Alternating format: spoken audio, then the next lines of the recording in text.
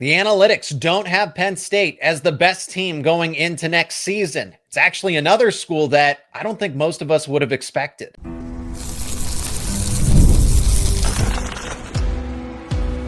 You are Locked On Nittany Lions, your daily podcast on the Penn State Nittany Lions. Part of the Locked On Podcast Network, your team every day. You are locked on to Penn State football. And as always, thank you so much for making Locked On Nittany Lions your first listen and watch every single day. The number one Penn State sports podcast out there. My name is Zach Seyko, and I am your host of the show. And I'm joined once again by Pro Football Focus's Max Chadwick. He is a co-host of the Pro Football Focus College Football Show. We are debating where Penn State should be ranked in this way too early top 25 post-spring edition. Today's show is brought to you by FanDuel. Right now, new customers can get $200 in bonus bets when your first $5 bet wins. Friendly reminder, let us know your thoughts down in the comment section. Be a part of the conversation. Check out Max's work down in the description. Max, Penn State was ranked by PFF as fourth after the championship game. And now, with the addition of Amari, Campbell, Trebor, Pena, which we are going to talk about later in the show and compare and contrast them to other of the contenders here.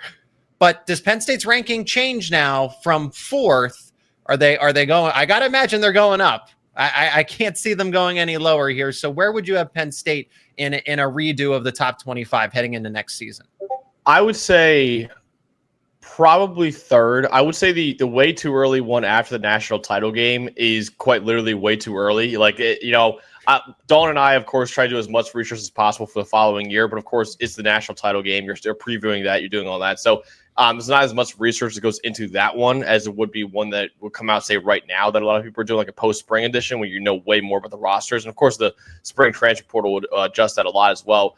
I'll put him third because the more I studied into it after the national title game, the more I think Clemson is the best team in the country right now. I think their roster top to bottom is absolutely loaded. So I'll put Clemson probably number one. You could argue for Penn State number two, but I would probably put Texas above them at number two. And then I'd probably put Penn State third behind them. So I think third behind Clemson and Texas, and the best team in the Big Ten is probably what I would say Penn State is right now, with Oregon probably very close to them right after that. So what's holding Penn State back from being that number one team? Is it just that Clemson is that good in your mind? I mean, they got Tom Allen, former Penn State defensive coordinator, but Penn State, I definitely would say, made an upgrade with Jim Knowles and what they want to do defensively there. But then they add Trebor Pena, who's going to start at the slot receiver spot, and Amari Campbell, who could be a starter alongside Tony Rojas. Tell me more about Clemson, because I know it's splitting hairs between 1 and 2 or 2 versus 3 there, but why can you declare Clemson as the number one team and say Penn State, maybe they're 3, you could make a case for them being number 2?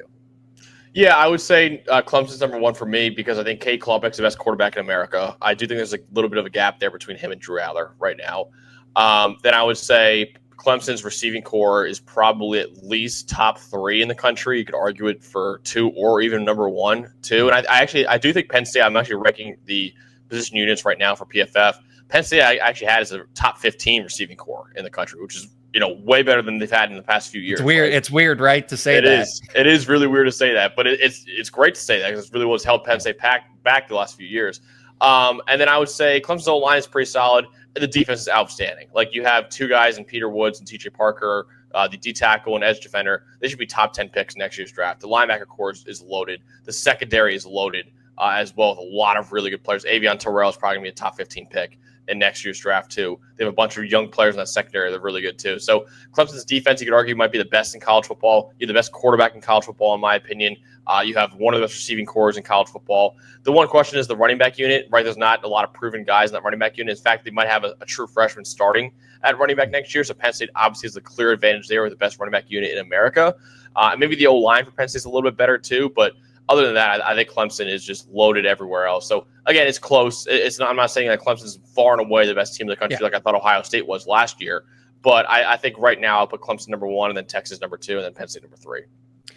That's what I meant when I said, I'm splitting hairs. Oh, what's the major difference between, because Ohio State's, you and I agree on that. When I looked at Ohio State a year ago, I said it around the same time. This roster has too much NFL talent. There's no way that they don't win an NCAA, a college football championship, right? There is some debate here with Clemson, with Penn State, with Texas, right?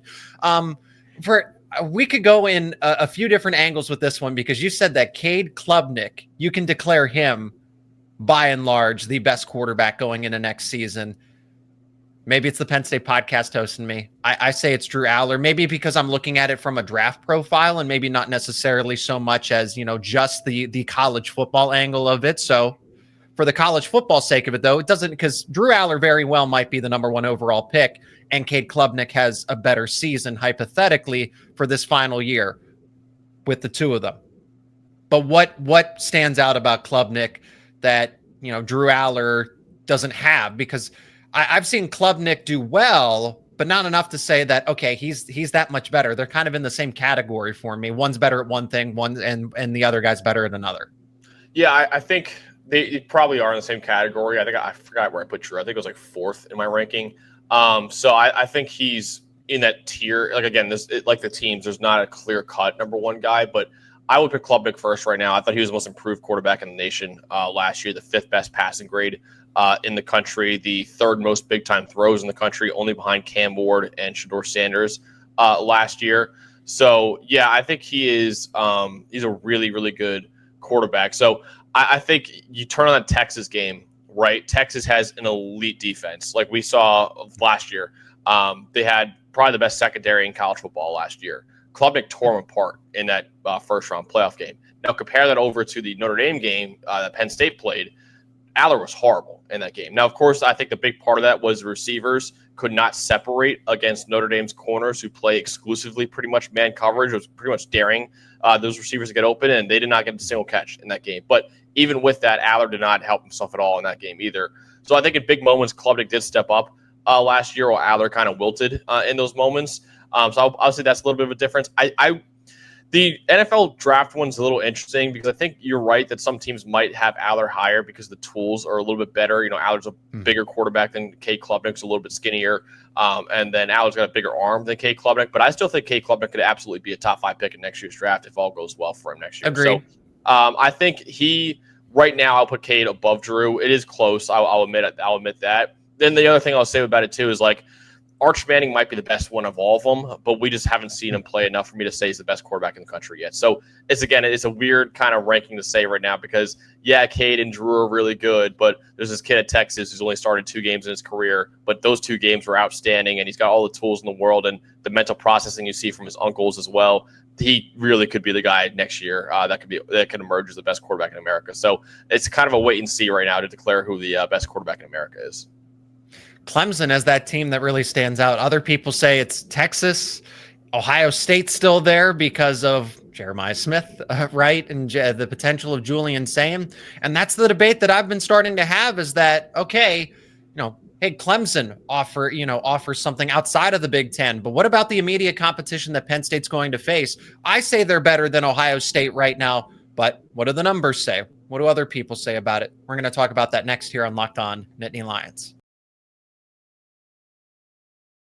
This episode is brought to you by FanDuel. The NBA playoffs are in full swing, and every night delivers highlight-worthy performances, major momentum shifts, and can't-miss moments. Whether it's a game-winning shot or a breakout player, there's never been a better time to get in on the action.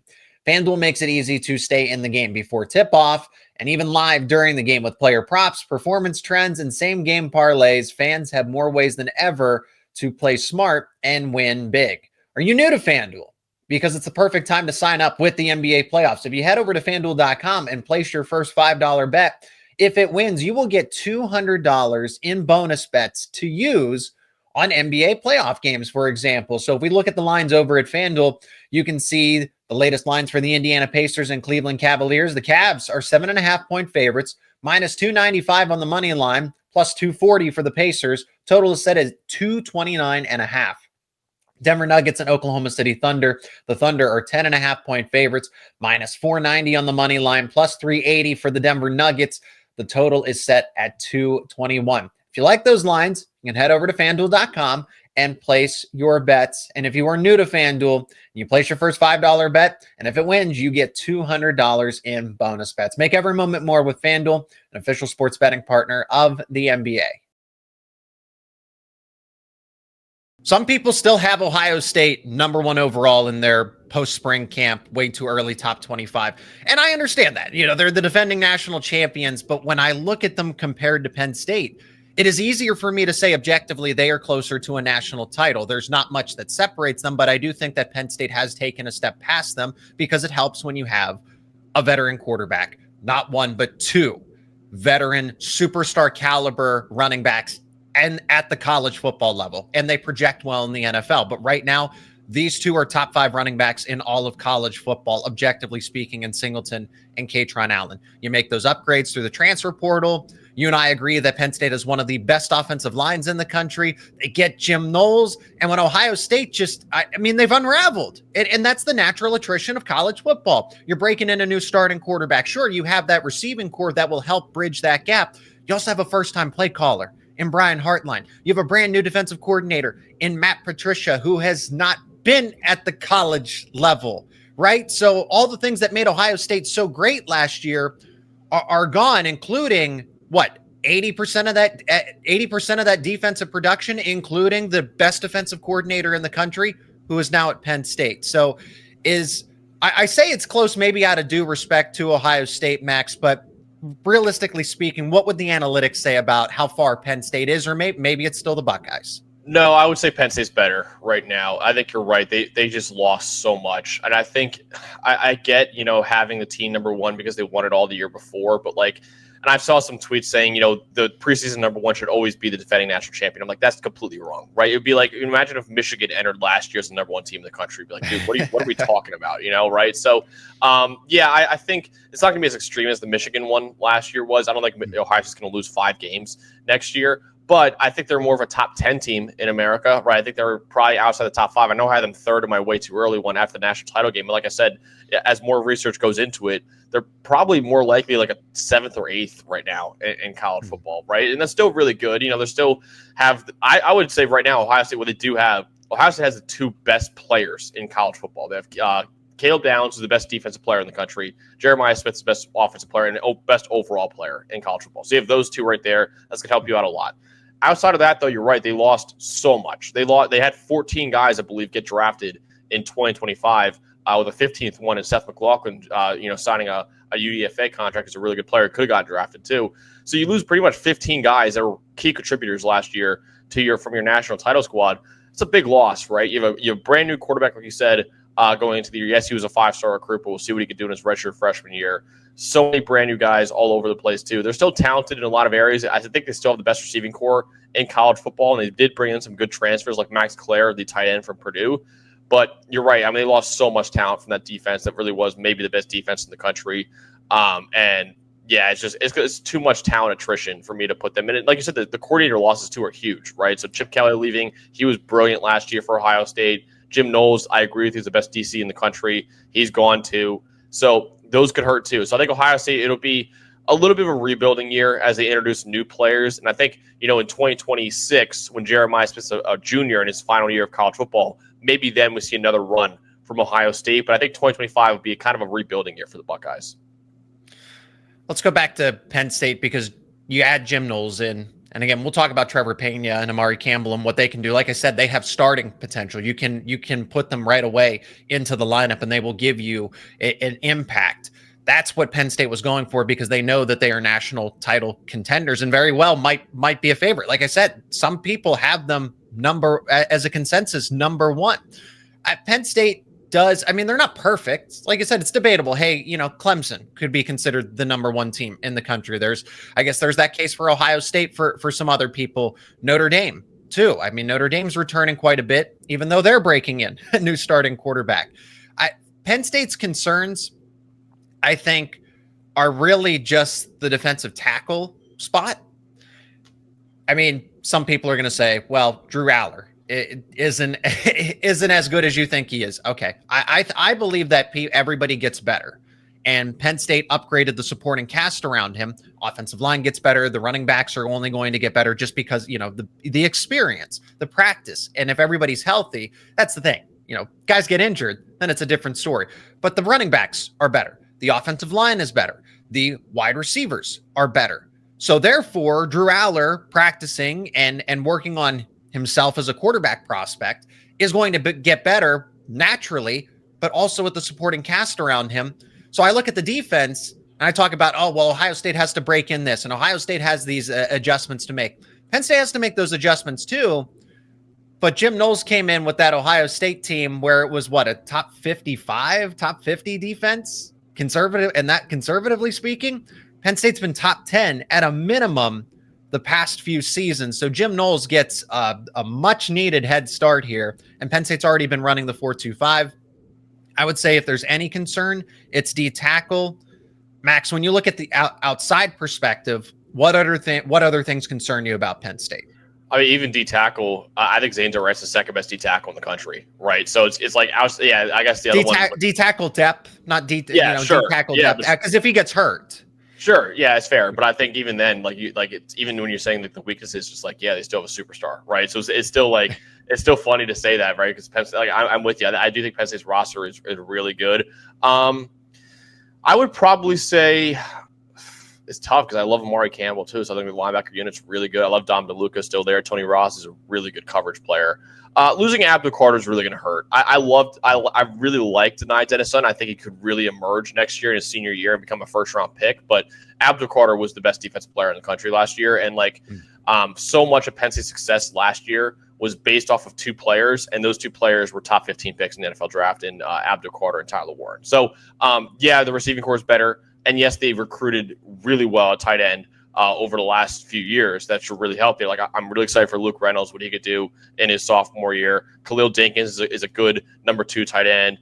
They have other guys they recruited at tight end too that were top 5 tight ends in the country too. So I don't think it's a problem at tight end, but you lose the best tight end in the country in Tyler Warren. They've recruited well at defensive end too, but you lose the best edge rusher in the country in Abdul Carter. So I think replacing those two guys is a little bit of a question mark right now, considering how good and how much they did carry that Penn State team last year. The secondary is pretty solid. I love AJ Harris. I think he can be a first-round pick next year. I think he's one of the best corners in America. There's some questions outside of him. I like Elliott Washington, what he did last year, and kind of backup duty. He looks really good out there.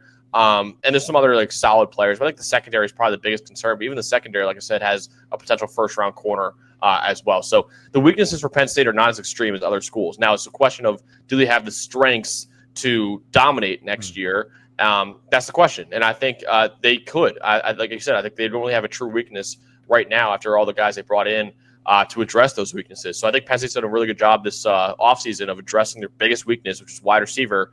Now I actually think it's one of the better receiving cores in the country after what they did this offseason. So, maybe not a true weakness right now, but it is a question of, okay, what will they rely on? If you had to ask me, I'll probably say they're going to rely on that run game right now with Nick Singleton and Katron Allen, and then having a potential top 10 pick a quarterback and Drew Allar to complement that is elite stuff. So that's probably what they're going to rely on right now, and I'm really excited to see what they do next year. A little bit of everything. Everybody's going to contribute. It'll be Drew Allar one day, primarily. It'll be Nicholas Singleton and Katron Allen for the most part, right? You're going to lean on them.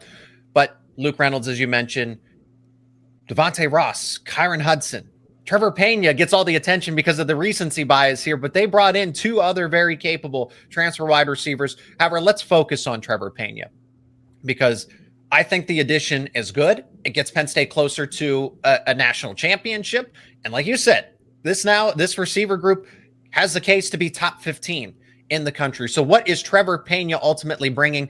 I don't know that it's superstar caliber. Same thing with Amari Campbell. He checks boxes, but how many boxes are they checking? We'll discuss that to wrap up the show coming up next here on Locked On Nittany Lions. This episode is brought to you by Monarch Money. Do you ever check your bank account and wonder, where did all my money go? Between dining out, online shopping, and entertainment, it is easy to lose track. Now, that's where Monarch Money comes in. It's your personal CFO, giving you full visibility and control over your finances. Monarch Money isn't just a budgeting app. It's a complete financial command center where you can track all of your accounts, investments, and spending in one place. So you stop just managing your money and you start building wealth. You'll get surprising insights. When I started using Monarch for myself, I realized just how much I was spending on things like dining out or groceries, package deliveries. Now I budget smarter and save more. You get all-in-one convenience with Monarch. Instead of juggling multiple apps, you can use Monarch to check your finances, track your spending, and even plan long-term goals. You'll get easy collaboration going forward. Managing money with your partner is smoother than ever. You can track shared and personal accounts, set goals, stay on the same page without the stress. Take control of your finances with Monarch Money. Use code LOCKEDONCollege at monarchmoney.com for, get this, 50% off your first year. That is right, 50% off your first year. That's monarchmoney.com. Code LOCKEDONCollege for half off your first year. We'll start with Trebor Pena and then go to Amari Campbell since he was the later of the two additions. Pena, starting slot receiver. I think there's going to be a little bit of a learning curve for both. I think that when you come in after spring camp, you don't get to build that chemistry, that rapport. You don't get to learn the playbook either. So there's just not that time day in and day out. You have to do that on your own, and hopefully they stay motivated. I don't think Penn State would have targeted either a Pena or Campbell if they didn't think they were up to the challenge. But understand that's what they're, and we saw the real extreme example was Dante Cephas not panning out way late into the season. I'm not saying Trebor Pena is that 2.0, but just know that it can really go backwards if you don't do this properly. Trebor Pena is a veteran, though. He was a focal. I mean, he's played a lot of college football. He was a focal point in that Syracuse offense. But Max, when I look at the ACC competition, Syracuse threw the ball around like it was backyard football. It's Pena's going to give them another reliable option, but I want anybody to pump the brakes to think that, oh, we're getting a 1,000-yard receiver from Pena. We're getting a guy that's going to give us 10 touchdowns. Penn State fans that look at that, 500 yards, 5 touchdowns, it has to do with the diversity of the offense, that you can go to anybody. Devontae Ross could give you 100 yards. Kyron Hudson could give you 100 yards. But Pena is not going to be this guy that takes over games, and I'm eager to see how he adjusts to the Big Ten level of competition. Yeah, I think that's fair. I do think Pena is pretty clearly the best of the three they brought in. Okay. I think he's better than Devontae Ross and Kyron Hudson. I like Kyron Hudson. He's made that crazy one-handed catch against LSU. But outside of that, he's like the number 4 or 5 receiver at USC last year, right? So I think I have the most – that's why I'm actually higher on this receiving core. If they were going into next year with Kyron Hudson, Devontae Ross, and say like a Tyson Denmark in the slot, I'd be like, yeah, this is still a problem for Penn State, right? Because I don't know how much they actually improved in the receiver room from last year, losing Harrison Wallace, who actually that was a pretty solid player for them. And Amari Evans too. So I think getting Trebor Pena, that was like, okay, this is actually, now I could say this is legit. So I think Pena is the number 1 next year. I'm with you there. I don't think it'll be like a clear cut, like, oh, this guy is the clear cut number 1 guy. Then 2 and 3 are good players, but the number 1 guy is the guy we got to game plan around. I think Pena is going to be the top guy for them next year. I probably say Devontae Ross is second, and then I think Kyron Hudson is probably going to be the third guy in that receiving core. But yeah, I'm a big fan of Trebor Pena. I'm with you that the Syracuse offense, and I actually went to Syracuse, so it hurt seeing him enter the portal. But I even told Dawn, I was like, the only thing that can make me feel better about this is if he goes to Penn State. Me being a lifelong Penn State fan, and actually it worked out that way. So now I'm okay with him leaving the orange. But yeah, I will agree with you because they threw the ball more than anyone else in the country last year. That's why his numbers are a little bit inflated. But even with that, he still graded out very well, right? And we don't really volume is not a big thing for us at PFF. Like if you're playing well, you'll get a high grade. He's still like an 80 grade last year. So I think Pena, you could argue, is probably a top 15 to 20 receiver in the country right now. So I was really pleased by that addition for Penn State. And I do think he'll be the number 1 guy next year. And I think, I have more questions about the other 2 guys. Devontae Ross coming from Troy. I know he was a 1,000-yard receiver, but how can he adjust to the Big Ten level? I think that's a bigger question than going from the ACC to the Big Ten. And then I think Kyron Hudson, can he become a starting caliber wide receiver, or is he more of a depth guy like he was at USC? So those are the guys I have more questions about. Pena, of course, I'm with you. I don't think he's a true like Jeremiah Smith type of level player, but I do think he's probably the best of the 3 receivers Penn State brought in so far. So maybe I'm undervalued. And I think that's the value of, being able to see it in person, go to practices and everything, because I can give you a very solid report on Devontae Ross and how he's adjusting. So to see it, because I understand, well, a group of 5 to the Big Ten, yeah, that is a big jump. Tez Johnson seems to be a fair comparison there of him making that jump to Oregon. I'm not saying that he's going to be immediately Tez Johnson, but there is that parallel. Troy to a Big Ten school, speedster, instant impact type of player, veteran type of player. Special things are ahead for Devontae Ross, which I would argue is that he's going to be the number one option. But like I said, I've gotten to see some spring practices. But if you look strictly at the analytics and what you see on tape from a year ago, yeah, it's easy to say Trebor Pena. So I can agree with you there. Let's flip it over to the defensive side to wrap things up. Amari Campbell, North Carolina. North Carolina's defense was a little bit of a liability, but Campbell did shine at moments, played, injured periodically. I like the way that he closes on the football, and whoever's the ball carrier, he has incredible vision, closing speed. He also has pass rushing skills. He has a skill set to get after the quarterback as that stand-up linebacker. I'm starting to try to figure this out because Penn State doesn't have a Mike linebacker. They just needed linebacker help, is what Penn State settled on. Could they have utilized specifically a Mike linebacker? Yes. But I think what's going to happen now is Penn State said, okay, why don't we just go get somebody else because they run a 4-2-5 with Jim Knowles. Let's go get just somebody that is better at linebacker, better than Tamir Robinson, who transferred out of USC. That's an upgrade if you're trying to compare and contrast directly there. Penn State subtraction versus the addition. Amari Campbell is better. Campbell can be that starting weak side linebacker, which means you would bump Tony Rojas over to Mike. I think that's what's going to end up happening there, is that Campbell will be the starter alongside Rojas, and Rojas is just going to have to move naturally away from where Penn State would want to play him at that weak side backer. Yeah, it's been interesting because I think Rojas on the weak side is actually really good because of how good he is in coverage. And that's really where he should be playing more, because I think, and he gets into trouble when he's more of a run defender or pass rusher. I don't think he's as good downhill as he is in coverage. So if he could take over Campbell, and I actually really like Campbell, if he could take over at the Mike spot, that could be ideal with Dom DeLuca there. Or, I mean, hey, Penn State ran, kind of a 3-man rotation last year with Kobe King still there, who I think is a big loss for them. But now getting Mark Campbell, you could run that 3-man rotation again with Rojas and DeLuca with Campbell as your number 3 guy, even if you want to do that. I do think he's probably better than Dom DeLuca and maybe even better than Tony Rojas. But, I think it's another big-time addition for Penn State. And I'm really excited about this linebacker unit going into next year, whereas I still thought it was a good linebacker unit with Rojas and with Rojas still there and Dom DeLuca still there as well. But now with Amari Campbell, who I think is a legit, star linebacker for them, he could absolutely make that linebacker unit as fearsome as even last year's was. And I thought it was a great linebacker. I mean, that linebacker unit won the game last year against SMU in that first-round playoff game. Yeah. So I think, Amari Campbell was a big-time player, and I think getting him in the portal was a massive addition for that Penn State defense. It's going to be defending the run. Is that, like you said, hey, Rojas, a little bit of a liability in run defense, played with a upper body just to kind of, because I don't know specifically it was a shoulder, but he was dealing with an upper body injury, so that's going to, not help you going up against blocks against their under 20-pound interior offensive linemen. But they have a lot of weak outside line, a lot of outside linebacker, weak side linebackers. Rojas, Campbell, DeLuca, strong side, but no true Mikes. Keon Wiley should be mentioned in this conversation as well. So they'll have a 4-man rotation for what it's worth. But Campbell, like Pena, upgrades the room, gets them closer to a national title.